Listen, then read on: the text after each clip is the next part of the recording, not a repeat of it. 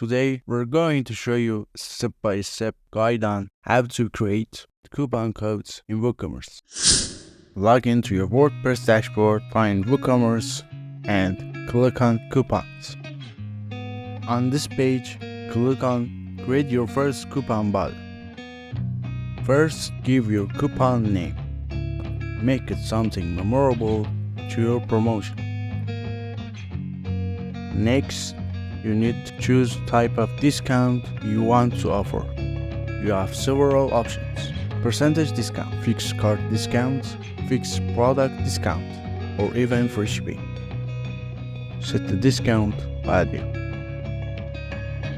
If you want to limit the coupon to specific customers or group, you can set those restrictions too.